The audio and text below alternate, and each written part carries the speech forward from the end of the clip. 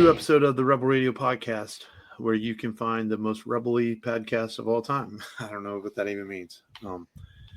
I described the podcast to someone today. Do y'all ever get that question? Do y'all talk to people and say, "Hey, yeah, I do a podcast with some, my best pals," and then they want to know about it, and you're like, "I'm not good at talking about myself. You guys know this. I'm always like, hey, yeah, we do this, and like, yeah, we've been doing it for 10 years." They're like, "Oh, that's really great." And I'm like, "Yeah, I guess." I'm like, I don't know. I don't really toot my own horn, so to speak. I guess 10 years or 11th year now is pretty amazing.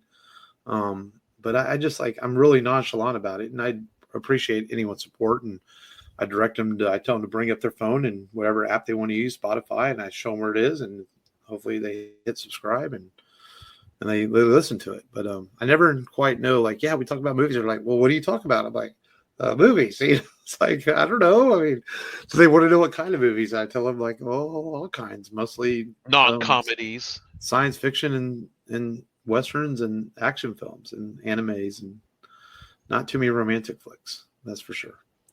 Even though I know Matt's still dying all these years to do Titanic. Which we almost did a couple years ago. We threw it around as a joke around Valentine's, and we had it on the list. We thought about it, and then we're like, I don't know. I mean, don't get me wrong. I think Titanic's a fantastic film. It really is a good movie. But is it really something we would cover on the show? Possibly. It is James Cameron after all. But we haven't done it yet. I mean, what is the most romantic movie we've done on the show? I mean, just throwing it out there. Field of Dreams. Which it's not, that's not even romance. No, I mean, I couldn't even tell you what's the most romantic movie we've done. Cloud Atlas. The Fountain. Fountain or Princess Bride. One of those two. Or Princess Bride, yeah, The Fountain. Would be like, I mean, they're complete opposites, but that's the most. Two movies have to do with love, and Cloud Atlas, yeah, it centers around the idea of love and your soul and all that. But we never really I could see us doing Jerry Maguire, but.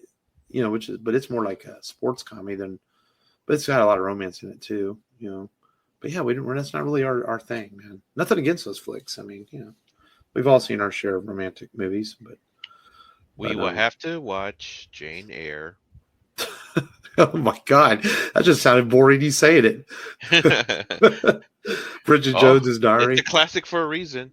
Is that the one where she's a lawyer? Dude, I know what the most romantic movie we would do if we ever covered it would be DiCaprio's Romeo and Juliet.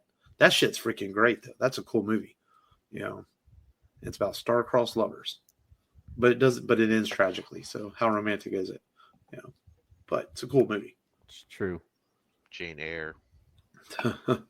but yeah, man. So yeah, I was just thinking about that today. I was describing the podcast to someone. And then sometimes you'll be telling them, and you're trying to gloss it over. You don't do comedies either. But I've been forced to. I mean, yeah, you guys, people don't know the things y'all done to me to threaten me, but then they want to, you're trying to tell them about the podcast, right? And then they want to interrupt you. Was it on YouTube? What do you?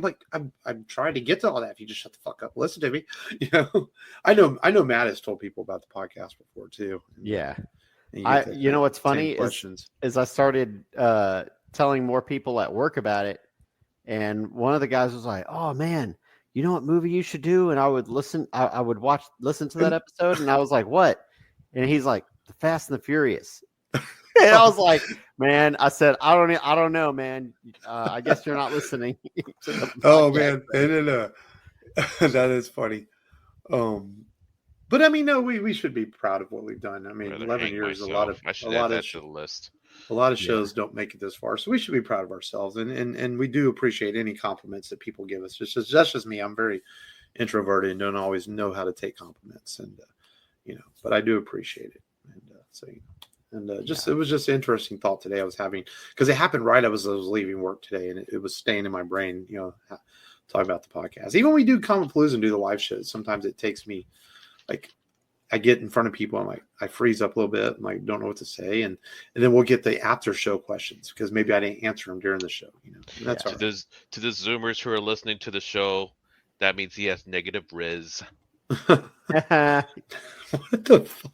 Yeah, not very Sigma of you, Mark. Not very Sigma at all. Oh God, my 10-year-old says that. Unlike Matt, who chases aura, is an aura farmer. Yeah, Well, Matt's got Matt looks freshly shaved over there, man. It's just light shine off his head and everything. That's right. He's got that aura head going. You got the shaved Johnny my head Sins too. look going. Yeah, I did it this week too. Oh, long. I wasn't leaving out your sexiness either, brother. So both me and who Long loves you, baby? Yeah. Oh yeah. But yes, for those who don't know, we are on all apps: Amazon Music, Apple Podcasts, Spotify, iHeartRadio, Tinder. YouTube, yeah, and probably some other ones. I don't know. When you sign up on Podbean and all that, it puts you on a lot of them. Like there's a lot of apps that aren't super popular, but we're on them, So there's probably probably 10 different places you can find the podcast. Not on YouTube Music, unfortunately. And yeah, but it is on the RebelRadioPodcast.com. Yeah, the channel, the YouTube channel. Yeah, and the YouTube channel is attached there. So we're there. So plenty of places to find the show. But how are you guys doing? Not bad. Not bad. I had to go back to work this week. That's been a bit rough, I'll just say. Yeah. And so how was your first day? First day was actually okay. Second day was worse. Let's just say I stormed out there mad because of a certain co-manager tried to pull her weight on me. I don't want to say too much because we're in a format in which somebody could possibly listen to. But if you want to know more, I'll tell you after the show. Oh, okay. Yeah. And but yeah. So since then I've been a little furious around there, and I'm just ready to get tomorrow over with and have my weekend. So, but yeah. But other than that, it's work, Ready for another vacation already after his 4 days back. I know, right? When I look at the calendar, when's the next one? Probably the first week. Probably the first week of June. That's what I'm thinking. Yeah. And but there's things to look forward to between now and then, And more podcasts, and got WrestleMania weekend coming up. That's always fun, which they put on Easter weekend. So I'm gonna have to explain to my family, like 5 o'clock, I'm at home on my couch watching WrestleMania. So all Easter activities need to be done by then. Nice. And that's just the way it's gonna be. That's how it's gotta be. Yep. Or fuck the Easter Bunny. That's what I'll say. But I didn't realize there was a movie where someone did that. I didn't realize it was Easter weekend until today. Yeah, Critters 2, right? Yeah, it was Critters. Definitely one of the most creative deaths I've ever seen. Yeah, dude. And they fucked the Easter Bunny. They did with their teeth. Yikes. Yep. No lips. No lips, all teeth. I guess the Easter Bunny liked it rough. Whatever his forte is. His penchant. So, man, it's been a short week. Man, what did you guys? Man, tell me you guys watched something cool, played something. I mean, I didn't, man. I'll be honest. I played a lot of WWE 2K25. That's been since it came out the 7th. I've been playing. It is probably the best wrestling game ever made. It is really good. They improved so much over last year's version. Lots of great special features. Tons of content, lots of play value on it. I mean, this is a really great sports game, and I've been playing it with my sons and just having a really good time playing WWE 2K25 over the last couple of weeks. Highly recommend it if you're into wrestling and want a great wrestling game. It's really, really good. And I've still played. I haven't got much further in RoboCop. Played a little bit more of it. But man, WWE, it hit at the same time. WWE came out and been playing that, but I got to get back on the RoboCop too because I was enjoying that. Did you get any more into RoboCop, Long? No, I didn't. No, I haven't had a chance actually. I was just every time I get home, I just don't feel like doing anything. Honestly, I know that feeling sometimes. I end up turning on YouTube and watching videos, and before I know it, it's time to cook dinner. And I'm like, well, I got nothing accomplished. Yep, there goes the day. But that's okay sometimes to have days. Yeah, sometimes you need to just do nothing. Exactly. Like, I just want to do nothing. And yes, you get up and you look around, and there's things you could have done, projects you could have worked on. But you know what? Save that for another day. That's it. I mean, I did a lot on vacation. I got my garage cleaned. I got things done around the house. So I did get things done. Good. But then I waited till Sunday, the last day of vacation, to buy a bookshelf. And so now I'm going to do that this week and put it together. Because I'm going to redo my wrestling action figure setup using this bookshelf because I think it's going to look better. So that's going to be a project over the next several weeks to redo that. Yeah. But yeah, I did not buy the WWE game, but I was just curious on Game Pass, and because I have the Ultimate Game Pass, so I get random deals. And I've been thinking about Madden because I used to play it a lot, and then like after Madden 10, I just stopped playing because it's like there was no Brett Favre to play with, and that was like my go-to quarterback all the time. They also made it very overly complicated for a while there. Yeah, I got 18, and that's when I found out that you could do different types of passes, and there was different types of catches, and they made it a little bit more complicated. But it's like they offered 25 to me for $13, and I was like, that's not bad. You know what? I'm gonna try it out again. Yeah, that's what it's on PlayStation right now. They haven't. And I was like, I'm gonna pick the Bills, and I'm gonna play the first person that they match me up with online. Let's go, man. We were going back and forth. The first two possessions, not bad. It was like 14-16 because the other guy felt like Jack Burton. Like, yeah, I feel pretty good. Yeah, I feel pretty good. And then interception in the end zone. Interception in the end zone again. I threw 6 picks, and it was like 40-14 or something like that. It was ridiculous. So you got rimmed. I got rimmed, dude. I was like, all right, I am not as good as I used to be on this game. And I had the Bills. They're highly rated. They're rated over 89 overall. It has nothing to do with that. Sometimes it's skills, because I would probably destroy you in college football. Probably. But yeah, I was, I used to always just pick the Hail Mary, and you get like, a top rated quarterback, back in the 2010s, and you just throw it up in the air. They'll come down with it, Not nowadays. Not anymore, dude. AI is smarter, man. They are, or they're dumb. That should be a catch. But that's what I was doing as far as games. And then I did watch a movie. I watched the last Rambo just because. I heard it was pretty bad. Yeah, it's pretty bad. So was it like Rambo Home Alone edition? Is it the Last Blood or something? Yeah. Yeah, Last Blood. His daughter randomly gets called to Mexico because they find her dad, or his niece. Yeah, his niece gets called to Mexico because they found her dad. Her friend called her dad, and then she meets her dad, and the dad doesn't tell her what she wants to tell her, like about why he left. And then she gets drugged and sold to human traffickers, and is going to get used as a prostitute. And he goes down to Mexico after he, finds that she hadn't been there, and basically bullies the friend. He finds out where she is. He gets his ass kicked.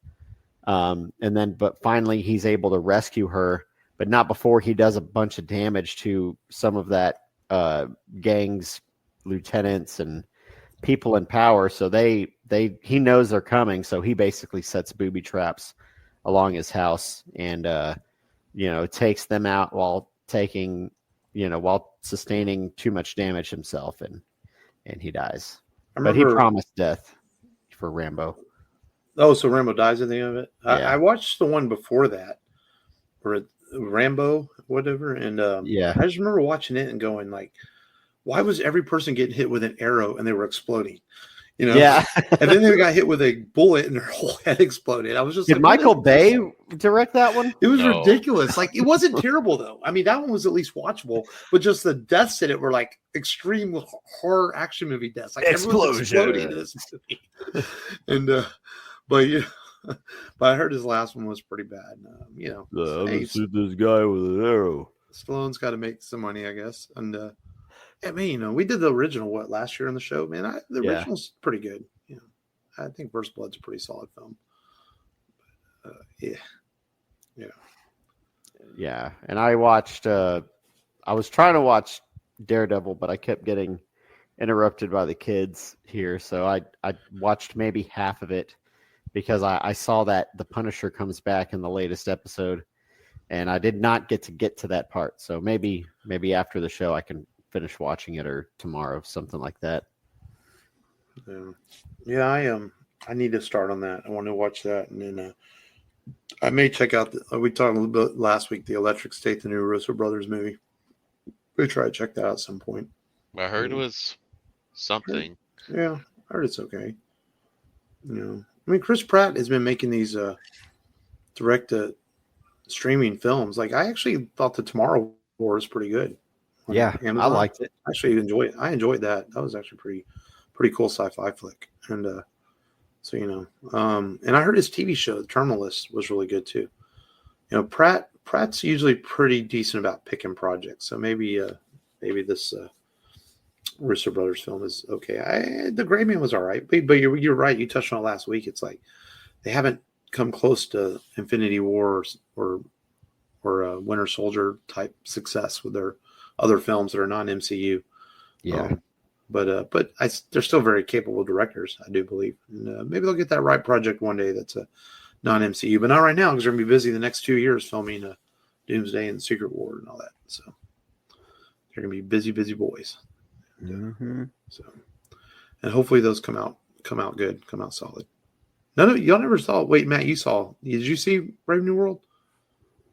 No, I thought I'd be able to go see it this past Friday. Yeah, we never did either. But at this point, it's going to be on Disney Plus in about 5 weeks, probably. So yeah. So I've never even heard it until now. What? Captain America? Brave. Oh, okay. Brave New World. Okay. Yeah. Captain America 4. Okay. Yeah. At this point, it'll be, like I said, on Disney Plus in a few weeks. Mm-hmm. So just wait. Cool. So, but long you didn't watch nothing. I started watching Daredevil. Surprise twist in the beginning for a death. Yeah. And yeah, well, I guess I will be glad that I won't be hearing him moping for the rest of the series. That true. Character. So woohoo! That roadblock's done with. I was neutral towards the character, anyways. And I read spoilers of season 3 today, and I was like reading. It's like, there's nothing much happening in season 3 from what I've read from the summaries. Well, I mean, I haven't started Born Again yet, but the problem with season 3 is it's a lot of setup for what could have happened in season 4. I mean, it sets up the downfall of Kingpin to help him rise back up to power. It sets up Bullseye coming into the picture. Mm-hmm. It sets up the disappearance of Elektra and will she return? And then it just ended. And now they have, like I said, I haven't started Born Again yet, but I've heard it takes place after season 3. But I believe it picks up a thread or two. Yeah, hopefully it picks up some of those threads. It does, from what I've seen. But that's the biggest problem with season 3 is it was a lot of setup for what was to come. Yeah. That's about it, really, of note. Yeah. So I guess we can get into the news. Well, I was looking, man. I mean, unless I missed something, it feels like nothing happened freaking week in news. I feel like, man, I was cruising through some of the websites to look at, and it's like a lot of comic book news and, lots of Daredevil's in the news constantly every week in new episodes. There's been no new movie trailers out. It's just been slow. I think I did read somewhere that we may have to wait till 2028 now for the follow-up to Into the Spider-Verse. No, really? Yeah. That's what they're saying. That's been the rumors. Typical of Sony. I'm not surprised. I would understand a year late, but multiple years? Oh, Star Wars Celebration is this year, isn't it? Is it? Yeah. The one? Is it the American one or is it the Japan one this year? It's going to be in either Japan or Europe. I forget. They have it every 2 years, though, don't they? Yeah. Yeah. Yeah, I think that's in May. And I was reading there's a lot of probably our first trailer for Mandalorian Grogu at that point, or a teaser or something, I would think, since it'll be about a year away till it comes out. Because it's in post-production. They've already shot that film. Mm-hmm. They kind of shot it very quietly over the last few months. So I think it's on its way. It'll be the first new Star Wars film in theaters since Rise of Skywalker. And Rise of Skywalker. Yeah. But that's okay. We need Star Wars in theaters. This is true. The TV stuff is fun, but it doesn't have the same impact as seeing it unfold on the big screen. So, and then I guess when that news came out, Favreau also kind of hinted that it doesn't necessarily mean there won't be a season 4, that they're doing the movie, but yet there still could be a season 4, that it's up in the air. So I thought that was interesting. Oh, the movie was supposed to kind of conclude it, but There was a leaked fight scene, unedited fight scene for Batgirl, the shelved Batgirl movie. Really? Dude, Yeah. well, what's interesting about that is the Acme versus Coyote movie is now they're looking for a distributor for it. Warner Brothers doesn't want to use their own money to distribute it, but they're going to allow an independent to distribute it. So I wonder if that holds out hope for the Batgirl film as possibly they said they scrapped it or something. Maybe getting a streaming release at least. You know. Yeah. But yeah, I wonder if that holds out. That leaked footage is already taken down by Warner Brothers. Oh, I believe it. Damn. So yeah, fucking Warner Brothers. You have a platform to release the stuff. Just put it out, man. You know, because if a film is already completed, it doesn't cost them anything to throw it on a streaming service. You know. Yeah. So throw some ads on it, make a little money. Retard David Zasloff. So. Yeah, hopefully now that they're in the hands of Gunn and his partner, their things will start to take shape into a better and brighter future. Well, I wouldn't say better because there's some things I enjoyed about the DCEU, but just a new future. So I've gotten over it now. I have gotten over that we're not going to finish Snyder's universe, and we're moving on. We'll see where it goes. Yeah. So, well, cool. I guess we can get into today's featured film. I'll say what I have to say in a little bit, but we are covering a film from 71, 72, I believe. Mm-hmm. And it stars Clint Eastwood, who was put into this role looking for something different to do after doing a number of Westerns and things like that. He was looking for some new parts. And so he doing this war film, and which is kind of it's a war film, but yet serious, but also not serious. It's supposed to be kind of it's like a drama, comedy, funny heist war film, where Eastman plays the straight man throughout of it, and it's called Kelley's Heroes. Matt, I'll let you summarize this week.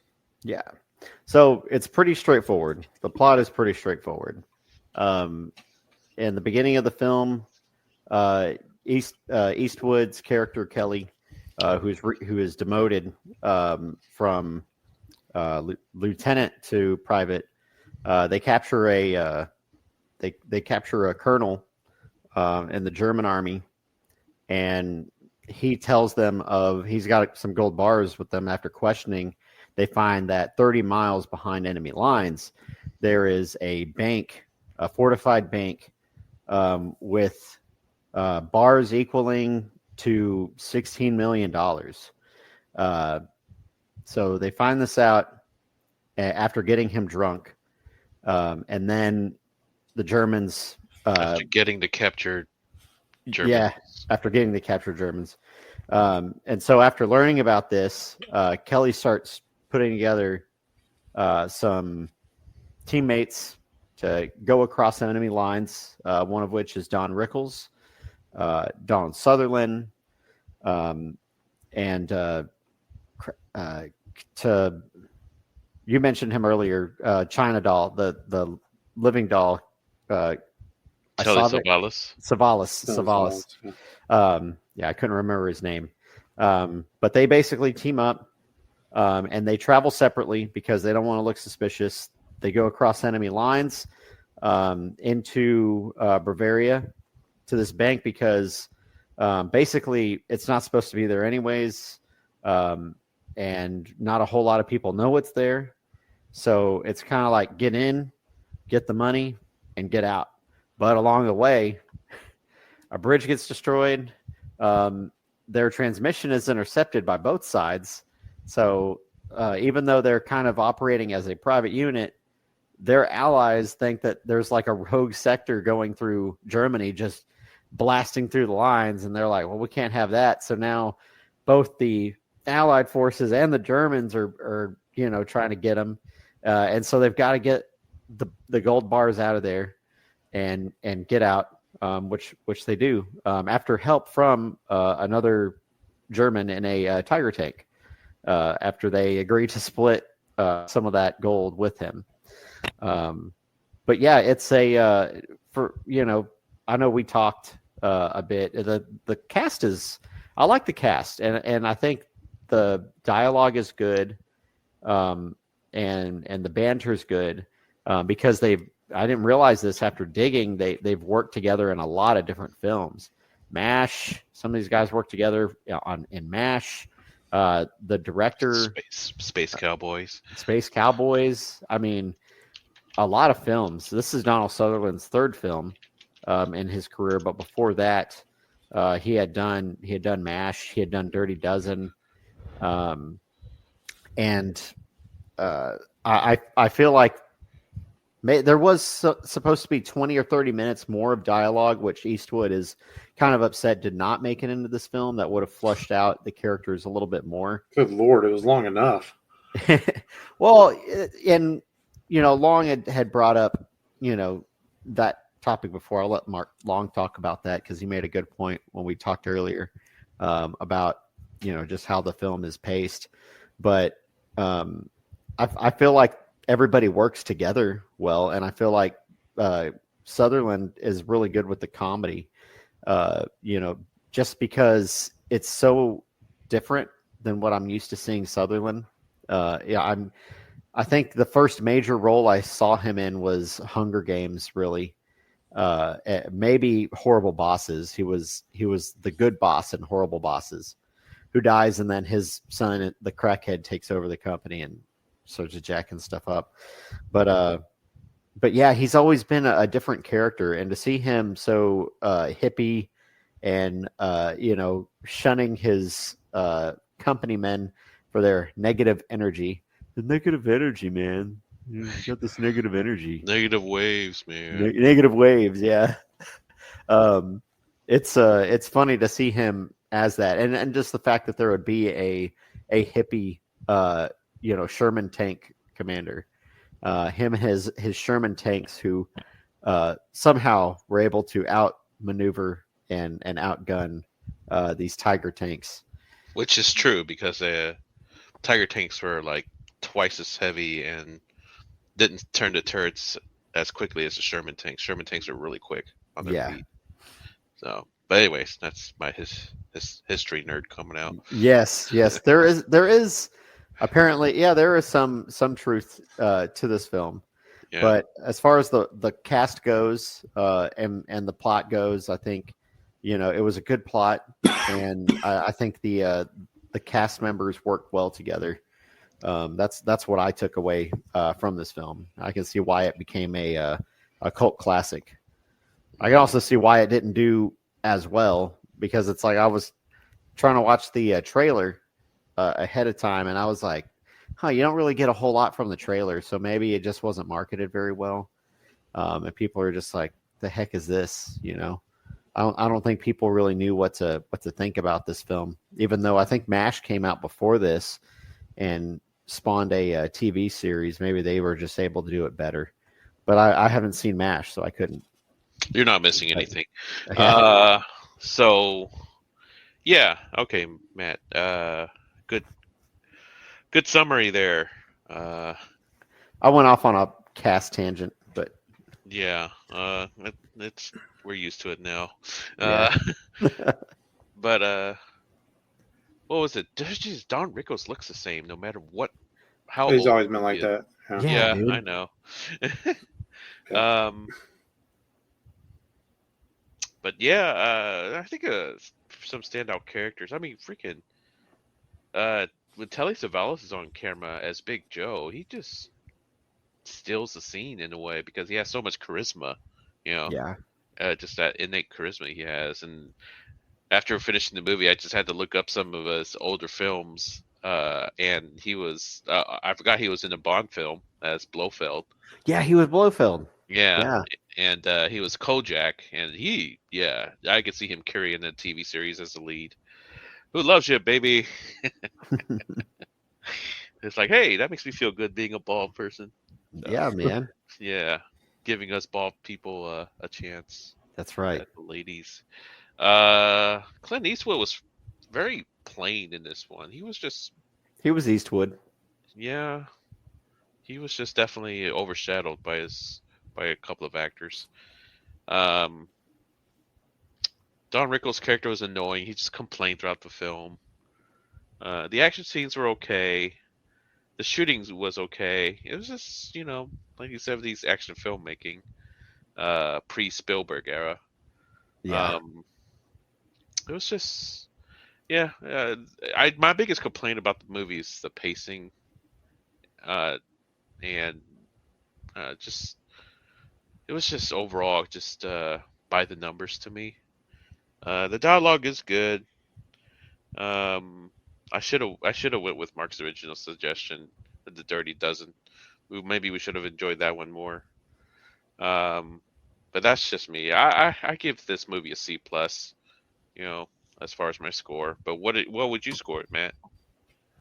I would say it's definitely at least a C. Yeah. I would go with a C. Yeah. It's I do feel like you said, there were some standout performances. We talked about that earlier. Mm-hmm. But it's like, there could have been more action. There's only like 3 guys that die, and it's like in the minefield, and it's just like, kind of didn't expect that. That's whenever I guess maybe that's part of the drama for the movie. But it all feels kind of like lighthearted, kind of chummy type of film.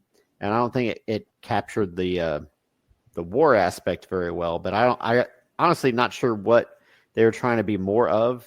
It feels more like a heist film than anything else, with a little bit of war and comedy along the way.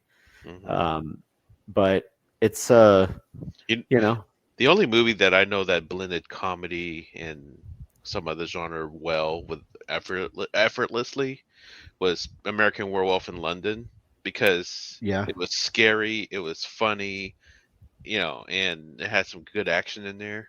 But it wasn't. It was just its own thing, Kelley Serial was trying to be like a lighthearted action film with some drama in it. It was just, I don't know, it just didn't.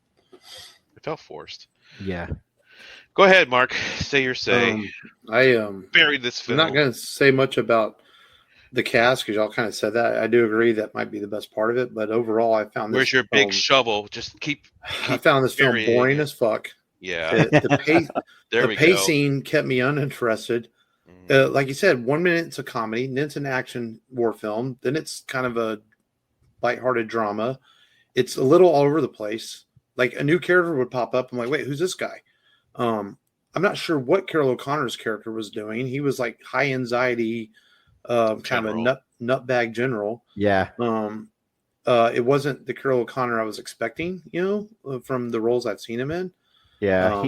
He was trying to chase down the unit because he thought it was a rogue unit trying to do too much. And he was he was trying to chase glory most of all. Yeah, that's how I felt. And I just like you said, it was kind of a paint by numbers. I think maybe to go back to why this didn't do well at the box office is I did the same thing, Matt. I actually watched the trailer, and I think being that it came out in 1970, were audiences burnt out by war and war movies at this point?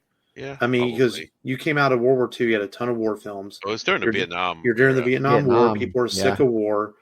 They're looking for escapism, but this probably didn't connect with audiences in that way. And you're used to, at this point, you see Clint Eastwood on screen, you're expecting him to have a bandana and be in a cowboy film. Yeah. You want me to take this guy seriously in a war film? And I wonder if that has a lot to do with it. I do like Sutherland's character. I 100% agree with what you said about him. I thought he was the funniest part of the movie because otherwise I didn't really laugh at the film, but he was pretty entertaining. Production wise, and all that, it was fine. They actually filmed this in Yugoslavia because Yugoslavia still had a lot of equipment and tanks that weren't destroyed and stuff like that during the war. So they were able to use their stuff at a cheaper price to film a lot of things there. So that's why it was filmed in Yugoslavia. But it's just like out of the 4 films we did that we had never seen before, this is probably the one I hated the most. I mean, I didn't hate any of them, but this one, no, I hated this one. This was just boring. I will never watch this again. I'll be honest. It was just didn't hold my interest at all. I kept, and I watched it. It's not like I got up and went to the kitchen or anything. I just could not stay focused on this movie. I was just like, it didn't care. And I like war films. I do. This one was just not it. Telly Savalas. And I think that's the biggest problem. Yeah. it's too many different genres in one film. Yeah. Yeah, it wasn't committing to anything. But the funniest thing that was said about filming in Yugoslavia, it was either Don Rickles. He said it was the funnest time he ever had without doing anything there. It was like, oh, okay, damn. Yeah.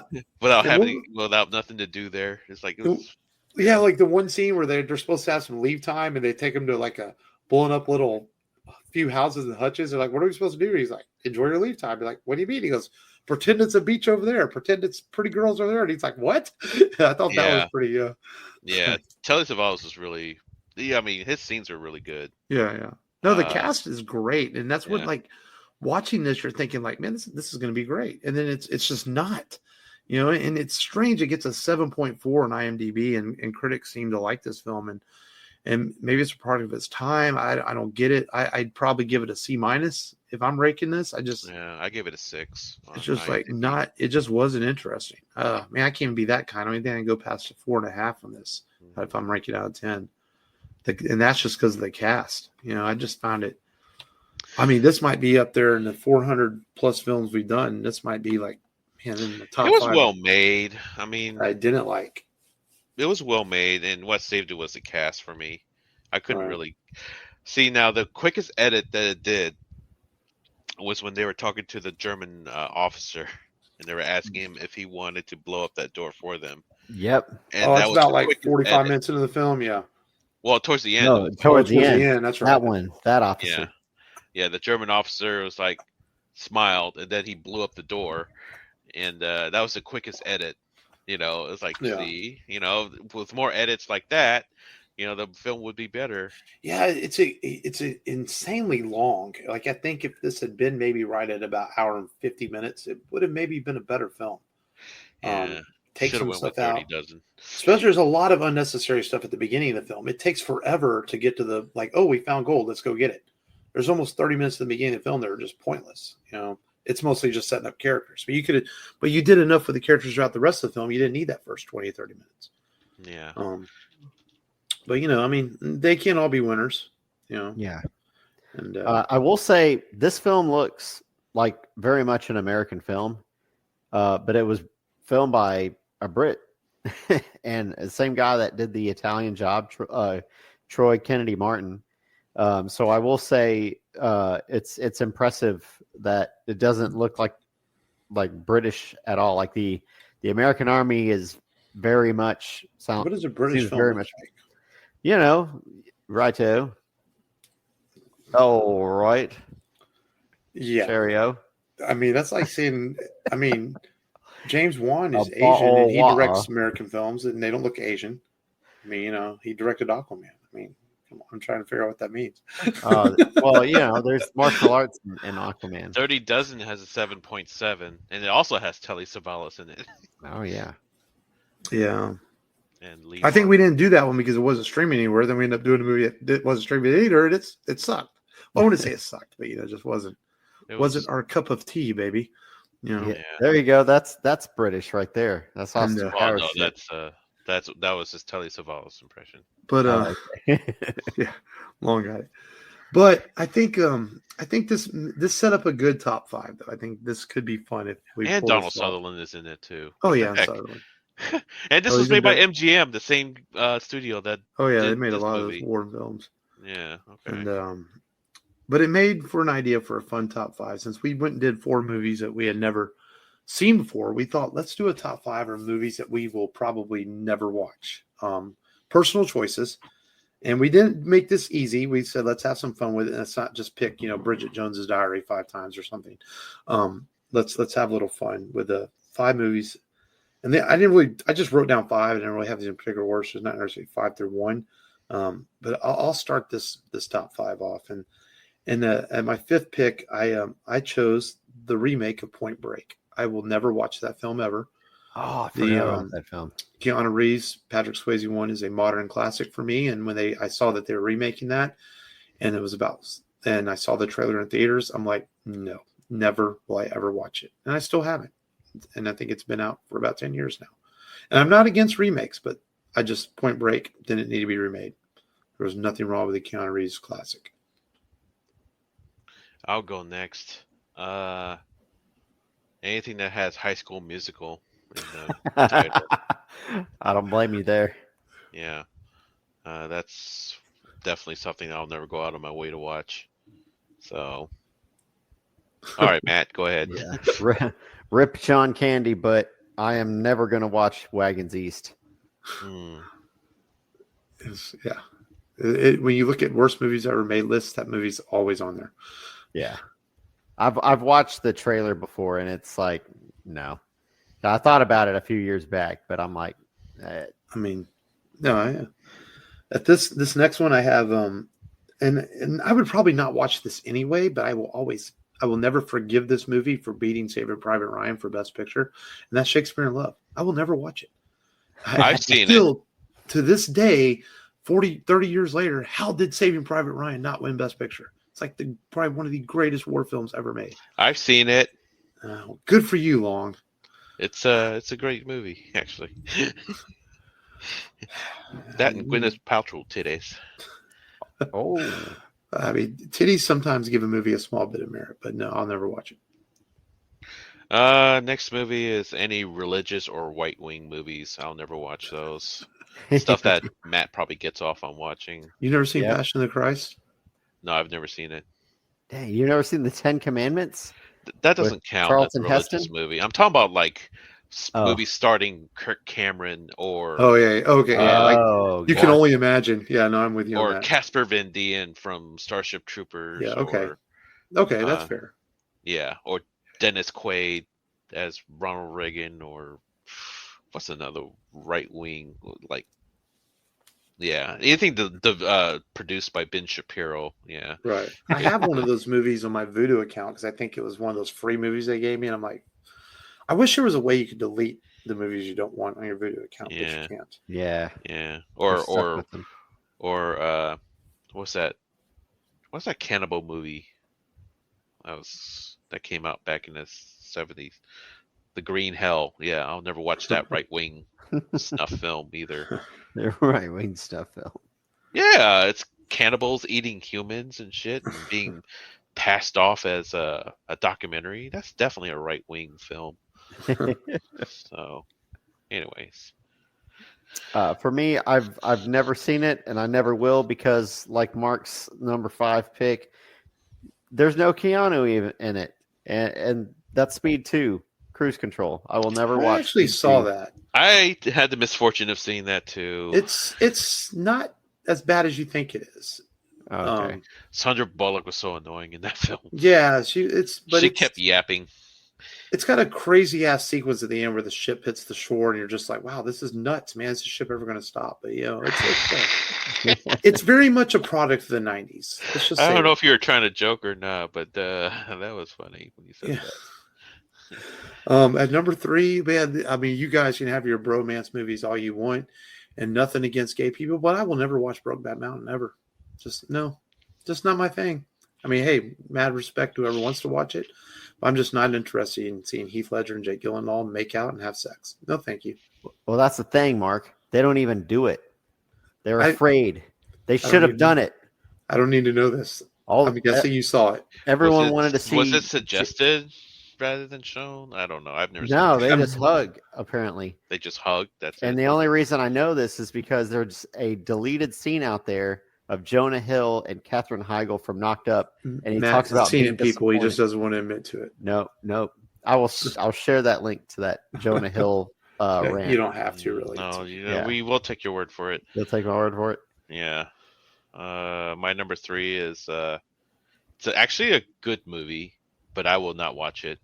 It's Graveyard of the Fireflies. So. Wow, I thought you'd seen it. I've never seen it. I know of it. I know its reputation, but I'll never. You got to watch it at least once, man. No. I don't know. We'll watch it together. Amazing film, but I guarantee you'll cry. If you don't cry, you're not human. Yeah. Well, I am not human, thankfully.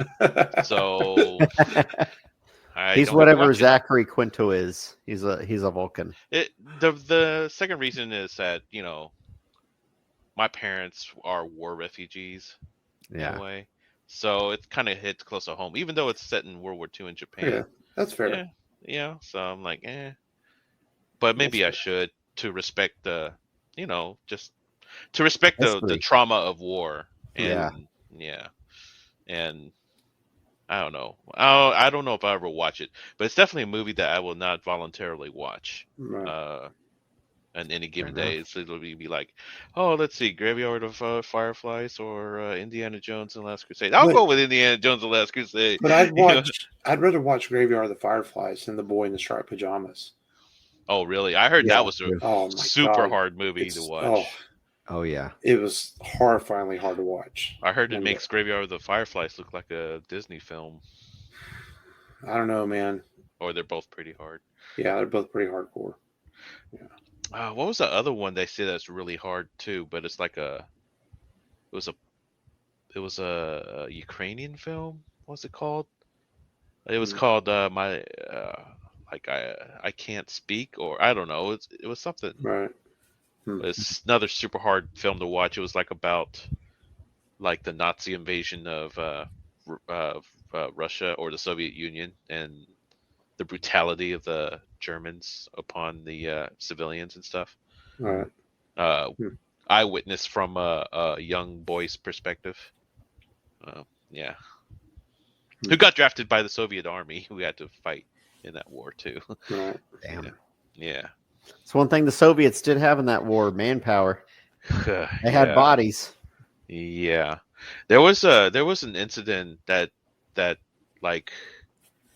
This is how dark it would be if you're in the Eastern Soviet Army, and it's like there was like a river that they had to cross to get to the Nazis, and they had to cross the river in order to get to their position. But the river was like rapids, right? And it's deep in fast currents. But the Russian officer was like saying, "We don't care. Just cross the river and get to the Nazis. Otherwise, we'll shoot you if you don't." So a lot of soldiers died crossing that river because they were carrying heavy equipment, and a lot of them drowned on the way. Well, yeah, once you've been in cold water for a certain amount of time, it's very hard to move. Yeah, then once you get out of the water, you get shot at by the Nazis. Yeah. You get shot at by your officers, or you drown, or you get shot at by, it's like that. And like they said, like 1,000 Soviet soldiers died that day trying to cross that river. Yeah, against their better judgment, but whatever, Yeah, they just flooded that zone to get to the Nazis. Anyways, got a little dark there. Yeah. Moving on. Go ahead, Matt. My number 3. Yeah. And this is because he only made this movie because the real GOAT made the movie first, and that is Space Jam: A New Legacy. LeBron is not Michael Jordan. He never will be. And Michael Matt, Jordan you took it personally, did you? I did. I hate watching this guy like fake that he got hurt so he can get a free throw. It's not as good. Yeah. I mean, not that the first one's great or anything, but the best part I would say about the second one is the Easter eggs. That's pretty fun, but I watched it with the kids. It was okay. You didn't miss anything. I heard there was a Clockwork Orange. Okay. I don't know. I heard about that. Yeah. In a kids movie. All right, my last two are kind of interchangeable as they're both horror films, and I mean, I'm not the biggest horror guy as it is, but I will never watch The Human Centipede. I've read enough about it and seen enough, and even seen some interviews where the creator of that seems like he's a very twisted individual himself and should be checked out. No thanks, man. I'm not watching a movie where a killer is sewing people's body parts together and making them do horrible things to each other. I'm like, no, I'm good. I'm not gonna Matt, you look guilty. Using sandpaper to jerk off or whatever it is he does in the movie. I'll never. No, that's not normal. Matt, you look guilty. No, what's funny is I thought he was going to say a different horror movie because I have a horror movie as my number 1, and I was like, I wonder if it's the same one. So, I have one. What was the other one? What was the other one, Mark? Well, I would be my number 1. Yeah. But, I see. Yeah, I had 2 that I'm picking for the last 2. All right. Mark, did you ever see Kevin Smith's movie, The Walrus? About half of it. I couldn't really get through it. That's too weird. You didn't finish a Kevin Smith movie? I didn't finish Yoga Hosers either because it sucked. Oh my God. Let me take away your Kevin Smith fan card. I still need to see Red State. Now that Red State is finally streaming, I need to watch Red State. You're not a fan anymore. He's a fair weather fan. He's a fair weather fan now. I'm a Star Wars fan. I've never seen THX 1138. That's not Star Wars, though. But it's George Lucas. It doesn't matter. I tried to watch it. I couldn't get into it. Oh. Yeah. Anyways. Trying to call you out. I guess my number 2 is X-Men Dark Phoenix. I was like, wow. A second attempt at the Dark Phoenix thing when the X-Men The Last Stand didn't do well with the Dark Phoenix storyline. I watched it and I wish Simon Kinberg, so who's now in charge of Star Wars trilogy, is going to be doing Star Wars. The same guy who did. No, it's not maybe. It's he's attached to it. Well, yeah, but we'll see if it's committed. Yeah, exactly. So, I mean, we had the Game of Thrones guys. That's what I'm saying. We had the Game of Thrones guys attached to Star Wars. We even had the Spider-Verse guys attached to Star Wars at one point, and you know, so who knows? Who knows?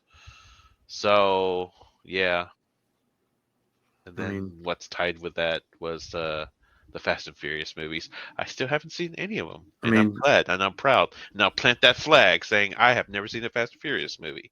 Ha. But now, just a quick Star Wars tangent. It seems like the Daisy Ridley Ray movie it seems like James Mangold's movie is probably going to happen even before that. It seems like from James Mangold's last interview, he's pretty far along in his Star Wars film. So that's good. But yeah, I'll never watch a Fast and Furious movie either. That's tied with my number 2, by the way. I'd rather watch Smokey and the Bandit or Cannonball Run or Rat Race than watching Fast and Furious. I don't want to see Vin Diesel flexing his muscles. I don't want to see Paul Walker driving as a zombie in the car. Damn.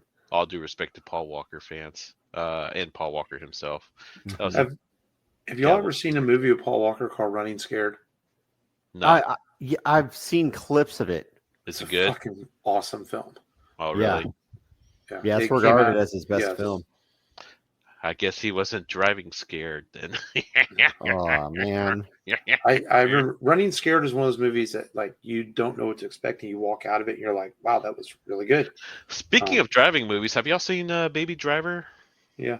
Is it good? I have not seen it. I've seen clips of it. The one with John Hamm. That's creepy Kevin Spacey in it. So I think it's okay. Oh, speaking of creepy, kind of circling back to Kelly's Heroes. Well, what's up with that stupid hippy dippy rock music that was playing in the? That was such a dumb song. I hated that song. It was like, oh god, this is a terrible song. Why are they playing this over a World War II flick? I could imagine folk singers with flowers in their hair playing this weird music over. It was so off-putting. Anyways, sorry. Go ahead, Matt. What's your number 2, buddy? Yeah. So I don't care that Sydney Sweeney is in it. I will never watch Madam Web. Yeah. Yeah. Easy pick, I guess. How about Craven? No, that one either. Not that one either. Yeah, that didn't even look good. Well, number 1, I have another horror film, and I will not watch this based on just things Matt told me about it, and that was enough for me to say, "Oh yeah, I'm never watching that." And that is Terrifier. Nope, no thanks. No, don't want to watch Art the Clown mutilate people. I heard he does kids. Because Matt watched it. And he was telling me some stuff about it. I'm like, I watched the first one. I'm good. I'm never watching this movie ever. I don't have a problem with people getting killed. Obviously, getting killed in movies, but like when you start mutilating stuff and just becomes torture porn, it's like no. I heard he mutilates kids in the sequels, actual children. I heard it. Fucked up. Yeah. The first one has a scene where he captures a chick, has her chained all fours, where she's like spread outward, kind of like medieval torture style, but she's upside down, and he goes from the top and cuts through the vag all the way down, and intestines are just flapping around. There's blood going everywhere, and I'm just like, I can't do it. And so, yeah, no, don't watch it. Yeah. Wow. Even that, even that's your boundary, huh, Matt? Yeah. It's like, at least, when Michael does it, there's no fuss. He just, so you never bothered with Terrifier 2 or 3 then, Matt? No. Yeah, because I heard in Terrifier 2 or 3, I mean, kids. I heard 3, he backs it back up because he got so much flack for how extremely violent 2 was that he backed 3 out some. Yeah, like in horror movies, you hardly see children get killed. Very rarely, or mutilated. Yeah. And that's kind of like the golden rule of horror films. Like, you don't fucking kill kids in horror films. And then this one, he like fucking torture porns the kids, in the sequel. So it's mainly because kids are innocent, basically. And, yeah. But wow. Okay, we found the. I'll go with you too, Mark, with that. But yeah, my number one is so mild compared to Terrifier. It's really any of those some of the live action Disney remakes of successful classics. Like Beauty and the Beast, have no desire to watch the live action. I don't have any desire to watch Lion King, especially. It's CGI. It's like the 2D is fine. Right. Mm-hmm. Well, that's how I feel with watching those. Like the Lion King, I saw it; it was fine, but it's like it didn't need to be made. Yeah. Yeah. It looked pretty, I'm sure. I mean, surprisingly, I enjoyed the Jungle Book, and I'm surprised I actually really thought the Little Mermaid was pretty good. But most of those are just like, Yeah. But I have the desire to watch. Plus, I'm too old to watch that shit, anyways. So no, you're not. Yeah, come on. I was like, you're not gonna go see Snow White this weekend, where Gal Gadot is way hotter than Snow White. Yeah, she has no reason to be jealous. Right? Yeah, exactly. Fucking stupid. Yeah, Gal Gadot. Yeah, but yeah, I have no desire to see that film. Live action Disney's. Yeah, live action Disney's. So mild compared to Terrifier. Okay, go ahead, Matt. Yeah, and so I had stick the landing, Matt. Stick the landing. Because I had watched Terrifier, I will never watch Terrifier 2 or 3 or any other Terrifier movie that comes out. Once I started it, I had to finish it because I was with a friend that wanted me to see this film. He had set up this new theater room. And so I couldn't wuss out. I wanted to just be like, turn it off. If it was in my house, I'd just turn it off. You were like Malcolm McDowell in Clockwork Orange. Your eyes are spread open and eye job. You're like, turn it off. Turn it off. Yeah. And there's a movie I probably would have never seen if it wasn't for the podcast. I'm still going to stick to Matt made me watch it. That's Texas Chainsaw Massacre. Yeah. The remake or the original? The original. I'm blaming Matt on that. But you said you were impressed with it though, right? Because it wasn't that gory at all, right? Oh yeah, it wasn't that gory, but it was still horrifying in different ways. Yeah. They don't actually show anybody get killed. You just it's a dread. It's implied. Speaking of dread, we should definitely see an atmospheric of dread, man. Like October, we definitely should see a J horror film again, if it's available, like The Ring or The Grudge. Yeah, remember that was a thing. Yeah, a bunch of movies that came out like that. I remember that. Cool, man. That was a fun top 5. Yeah, that was a fun. You like my name? You guys like my name? Kelley 0. Yeah, Matt. Matt, acknowledge me, Matt. Kelley 0. Yeah, there you go. And all right, Roman Reigns. Next week, Major League Baseball is fixing to start their new season. So April, spring is here. Baseball's in the air. Felt it was time to do a baseball flick. Haven't done one in a while, and we're going to go and cover one that is actually a very good movie, and it stars the late great Chadwick Boseman and Harrison Ford in it as well. And this is a really, really well made film, and came out a few years ago. And that is 42, The Story of Jackie Robinson.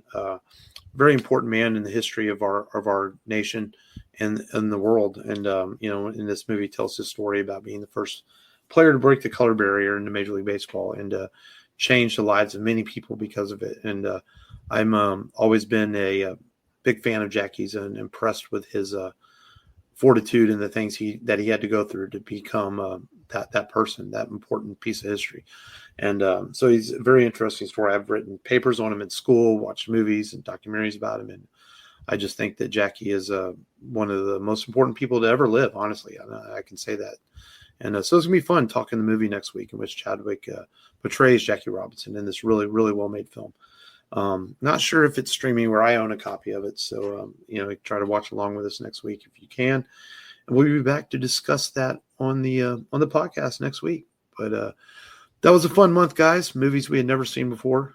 Some interesting choices. A couple of solid films in there. I really enjoyed Thief, and I thought Cloud Atlas was very interesting. I thought it was good. I could see myself revisiting Cloud Atlas one day. French Connection was a good performance by Hackman. Wasn't a bad watch. And Kelly's Heroes, one and done. Good with that one. And but it was a fun month. We challenged ourselves, and it was definitely a challenge. But until then, the RubberRadioPodcast.com for all your Rubber Radio needs. Thank you all for listening and continue to be safe. Until next time, this is Mark. This has been Matt. And this is Long, going back on ice for a while. Remember, as always, just go there. Just go there and do it.